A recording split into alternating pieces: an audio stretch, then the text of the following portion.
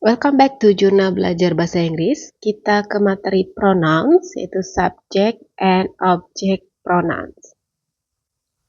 Nah, kemarin kita lihat dari bentuknya dulu. Yang pertama, we use subject pronouns as subjects of sentences and object pronouns as object. Jadi kita gunakan subject pronoun itu sebagai subjek dari kalimat dan object pronoun sebagai objeknya. Singular use subject pronoun. Jadi ada singular subject pronouns yaitu I, you, he, she, it. Saya, kamu, dia untuk laki-laki, dia untuk perempuan, she, and it. It itu untuk mungkin benda atau hewan ya. I kick the ball. Nah, kemudian contoh lainnya, I kick the ball. Kemudian you like to study. He eats green cheese. She likes ice cream, eat benjon. Jadi dia menjadi subjek dalam sentences. Oke. Kemudian kita punya plural, ini singular ya, ini singular. Kita punya plural subject pronouns, ada pluralnya, jamaknya itu we, you, they. Nah, jadi kami, you itu mungkin bisa dibilang kalian kali ya dalam bahasanya, they mereka, we kan kami, you mungkin you di sini kalian-kalian, kemudian they mereka. Nah, jadi ketika kita bilang we enjoy going to the movies, ya kami senang menonton movie-nya. Kemudian you are the best students. Nah, di sini kan kita bisa lihat you di sini bukan untuk satu orang, tapi untuk beberapa orang. Misalnya seperti saya sebagai guru berbicara, you are the best student. Nah, bukan hanya ke satu, tapi semua siswa yang ada di situ. You are, R-nya akan menunjukkan dia plural, best students. Makanya students-nya pakai S. Kayak misalnya mungkin you are the best students adalah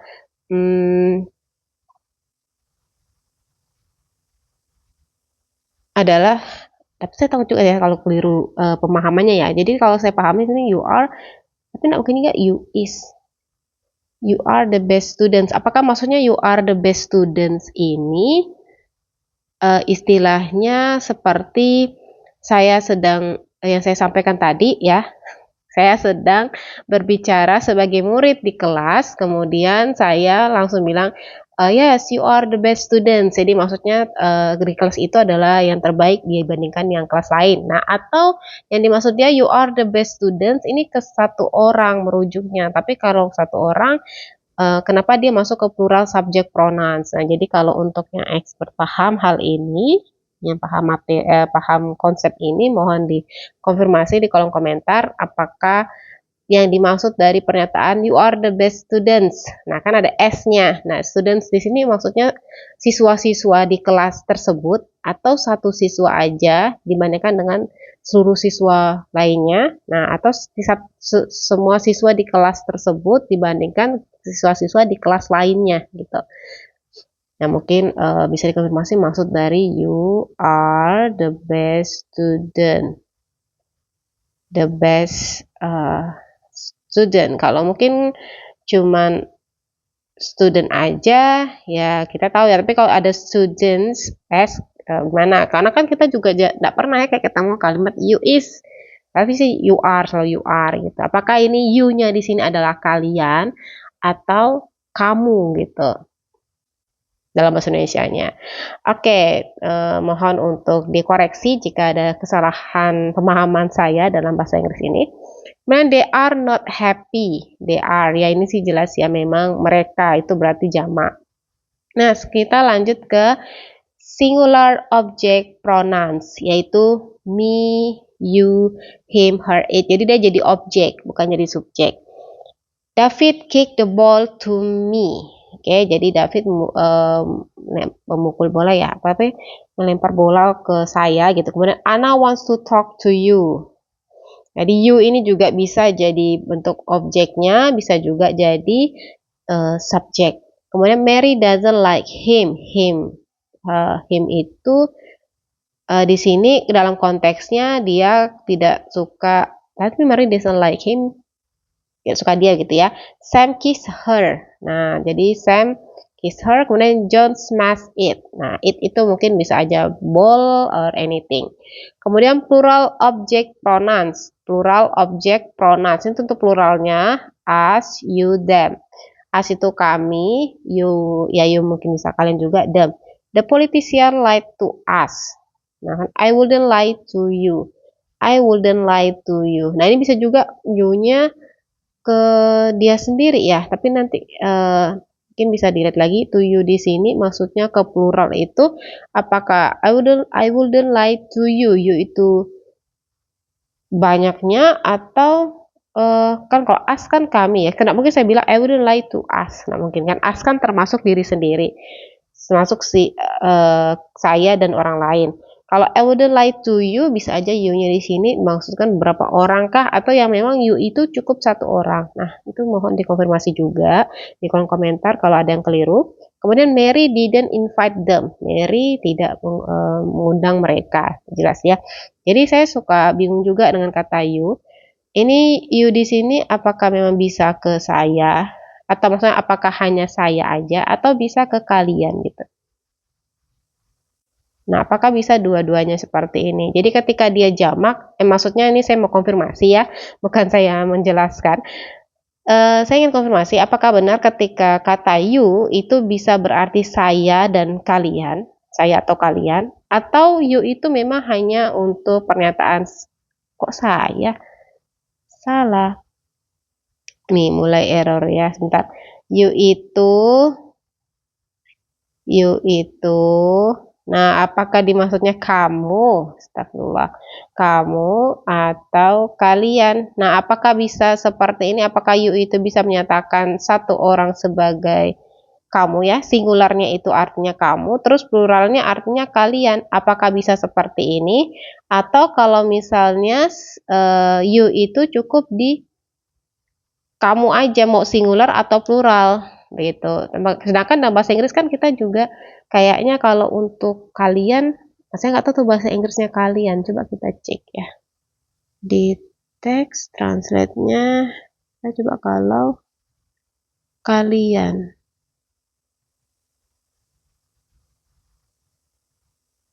oh you juga ya. Jadi bisa jadi yang tadi saya tanyakan konfirmasi apakah you itu bisa kamu atau kalian, bisa ya berarti kalau dari translate-nya. Tapi kalau misalnya ada pandangan lain, mohon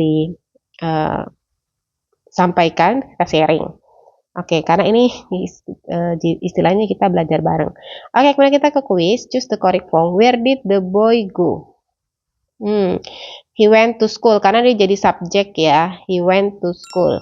I didn't see. Nah, di sini kan jadi objek, maka I didn't see her. Oke, sekarang kita ke penggunaan. Use. We use they, them, see, her. Oke, we use the pronouns I, me, you, he, him, see, her, we, us. Nah, ini jadi kayak kata pengganti objeknya ya. Kalau I jadi me, you jadi you tetap, he jadi him, see, her, we, us. Pronouns and possessive berarti ini ya. And they jadi them for people. David likes her. We like them. She comes every day at this time. Jadi kita menggunakan pronouns itu ketika untuk orang. Oke, we use the pronouns it, they, and them for things and animals. Jadi kita bisa gunakan it untuk benda dan hewan, they juga bisa untuk benda dan hewan, dan them. I cannot eat all of it. Jadi saya tidak bisa makan itu, entah apa itu, entah nasi kah atau apa, nggak bisa makan semuanya. There's a fox in our garden. Jadi ada fox apa ya, serigala ya, apa ya fox. Nah, kenapa pagi-pagi malah error? Ngantuk mungkin saya. Fox, rubah. Oke, rubah. There's a fox in our garden. It eats food from the beets. Yang jadi it di sini si rubah ini, karena a fox kan cuma satu. It eats the food from the beans. Oke, sekarang but if we know, tapi kalau kita tahu jenis kelamin dari animal tersebut, kita bisa juga menggunakan he, she, him, her. Itu kalau kita tahu jenis kelaminnya. Misalnya Sam has a cat called Fluffy. Nah, call Fluffy. Jadi si Fluffy ini dari kita jenis kelaminnya perempuan, maka kita bisa ganti jadi she is 3 years old. Jadi bukan hanya untuk orang, tapi bisa hewan ketika kita sudah tahu jenis kelaminnya apa. Nah, kita lanjut ke choose the correct form. She and I went to, ini kan jadi subjek ya. I. The letter is on the sofa. You are sitting on. The letter is on the sofa. You are sitting on it. Benda ya soalnya. Kemudian use yang selanjutnya. Can you help me? We use subject pronouns before the verb. Jadi subject pronoun itu di sebelum kata kerja. I saw. I pronoun saw kata kerja Mr. Brown this morning. Later, nah ini keterangan dulu, baru we pronouns went. Jadi bisa aja keterangan dulu kata kerja, keterangan pronouns baru kata kerja ya. Later we went home. Nah, selanjutnya kita bisa menggunakan object pronouns after the verb. Nah, jadi kebalikannya, kalau subject before, kalau object after. Can't you help me? Berarti kan help-nya verb, me-nya pronouns. Call them this evening. Call, telepon dulu ya, kata kerja them, pronouns. Dan kita bisa menggunakan object pronouns after prepositions and verb be. Preposition, kita lihat they live near us. That's us in the photo. Jadi ini that is, prepositionnya that, and verb us in the photo. That is us. Jadi itu adalah kami di foto. They live near us. Oke, saya juga agak penasaran dengan tulisan that is us. Ya, that is us. Boleh mungkin para pakar-pakar bahasa Inggris mengkonfirmasi kenapa kita menulisnya that is us bukan that are gitu kan, karena kan us itu kita taunya biasa digunakan dalam bentuk kita taunya us itu kan berdua, us itu kan ramai ya, bukan hanya sendiri, berarti seharusnya dia plural. Kenapa dia jadinya that is us gitu? Apakah saya salah dalam dalam menuliskan ulang that's-nya di sini? Apakah that's di sini maksudnya memang benar that is us, atau ada yang keliru dari pemahaman saya? Dan kenapa dia harus pakai is? Apakah ada sesuatu yang lain di situ? Kenapa harus is? Kenapa bukan are? Nah, itu pertanyaan saya yang mungkin bisa dikonfirmasi di kolom komentar biar saya bisa lebih paham gitu. Memang sih kalau dalam hari-hari kayaknya nggak pernah deh saya dengarkan that are gitu, that are, this are, yang ada kan this are gitu. Benar nggak sih this does are gitu. Nah, kalau ini kenapa bisa dia that is us in the photo? Apakah saya yang salah memahami? Seharusnya is-nya di sini, saya hapus dulu ya. Karena kan kasusnya that us in the photo. Apakah is di sini that is us? Is-nya itu bukan merujuk ke us, tapi merujuk ke in the photo. Nah, saya suka sekali bingung perihal ini ya. Nah, saya tuh suka bingung perihal ini. Ketika ada suatu kalimat yang panjang, ya, kalimat yang panjang, ketika ada objek sama verb, saya kadang suka bingung di mana bagian objeknya. Nah, seperti ini, apakah memang kekeliruan saya dari pertanyaan tadi? Sebenarnya is ini bukan merujuk ke us, tapi is ini merujuk ke in the photo. Makanya that is us in the photo, is-nya itu kata kerja yang untuk di in the photo, sedangkan us ini cuma kayak keterangan itu, oh itu kami loh dalam foto. Nah, apakah seperti itu yang pemahaman yang seharusnya? Nah, kalau memang ada yang berbaik hati, pemahaman bahasa Inggrisnya sudah sampai tahap ini ya, sudah paham seperti hal ini, kenapa seperti ini kalimatnya, bisa di-sharingkan mana pernyataan saya yang keliru dan yang benarnya seperti apa. Oke, saya lanjut aja ke kuis. Nanti juga mungkin saya sambil cek di ChatGPT, tapi kita lihat dulu di bagian kuis. Talks to, see us, talks to, berarti harus objek ya. Lihat see us, talk to us. It talks to us. Kalau it itu kan ke hewan atau animal ya, nggak mungkin it, see us, talk to us. I give them cookies. Nah, ini karena dia jadi objek, I give them cookies. Oke, selesai, tapi saya belum mau mengakhiri. Ini mungkin agak panjang karena ada beberapa error di awal, mohon maaf. Saya mau coba cek ke ChatGPT. Jadi kita itu sebenarnya terbantu dengan ChatGPT kalau mau konfirmasi ya. Tapi saya juga tetap harus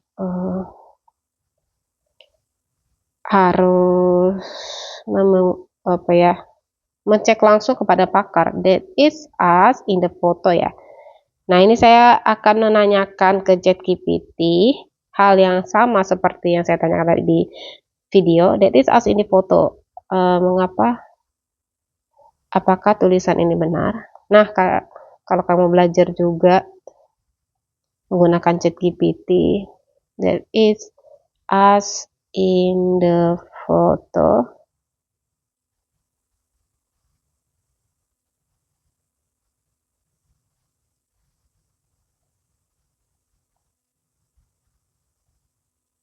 Makanya saya bilang saya itu dasarnya masih lemah. Nah, dasar bahasa Inggris, jadi harus benar-benar istilahnya tuh memperdalam gitu. Nah, that is us in the photo benar secara tata bahasa dan lazim digunakan dalam bahasa Inggris sehari-hari. Namun jika Anda menggunakan that is us, itu juga benar secara gramatikal. Oke, benar ya, karena tidak ada masalah. Terus, mengapa verbnya is bukan are?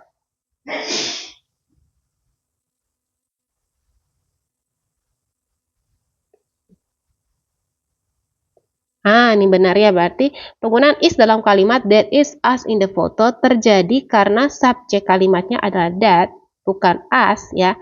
Kata that adalah bentuk tunggal yang mengacu pada satu hal, yaitu foto tersebut atau apa yang ada dalam foto itu. Is verb tunggal sesuai dengan that. Us dalam kalimat ini hanya menjelaskan siapa yang dimaksud dalam foto tersebut, tetapi bukan subjek utama. Oleh karena itu, kata kerja tetap menggunakan bentuk tunggal. They are in the photo, subjeknya they, sehingga verbnya are. That is them in the photo, subjeknya that, sehingga verbnya is. Nah, sekarang pertanyaan saya, apakah is-nya ke objek in the photo?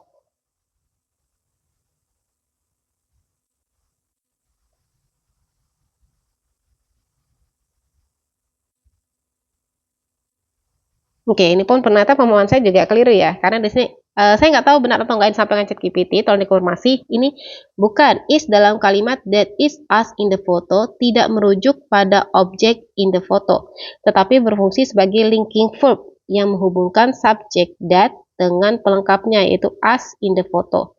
Subjek that mengacu pada sesuatu yang spesifik, dalam hal ini foto atau isi foto. Linking verb is menghubungkan subjek dengan pelengkap. Sebentar, saya cerna dulu. Oke, is menghubungkan subjek dengan pelengkap. Pelengkap, jadi as in the photo itu menjadi pelengkap menjelaskan atau memberi keterangan tentang objek. In the photo hanyalah keterangan tempat yang menjelaskan posisi as, tetapi bukan objek dari kata kerja is. Kata kerja is tidak memiliki objek di sini, karena kalimat ini bersifat deskriptif. Nah, sekarang pertanyaan saya, muncul lagi pertanyaan baru. Apakah bisa suatu kalimat tanpa objek? That is a book on the table. A subject that is linking verb. Oke, coba sekarang, jadi is tidak mengacu pada objek tertentu tapi hanya berfungsi menghubungkan subjek dan pelengkap. Jadi dia itu hanya linking verb. Nah, sekarang kita tanya, apakah bisa suatu kalimat tanpa objek? Kalau bisa berarti ya udah clear.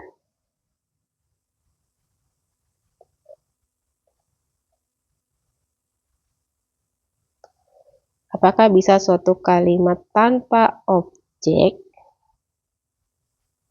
Ya. Nah, ya, suatu kalimat bisa tanpa objek tergantung pada jenis kata kerja yang digunakan. Tidak semua kalimat membutuhkan objek. Kalimat dengan linking verb, she is happy, that is my friend. Oh iya ya, betul juga. Oke, jadi clear ya. Kalau yang di ChatGPT ini benar, berarti pemahaman saya tadi itu keliru. Oke, nah seharusnya memang ya that is us in the photo, walaupun dia us bukan berarti kita pakai that are. Karena verbnya tidak menyatakan objek yang plural, tapi di sini us in the photo itu adalah pelengkap. That's-nya itu subjek, as-nya, is-nya itu ulang, saya tulis.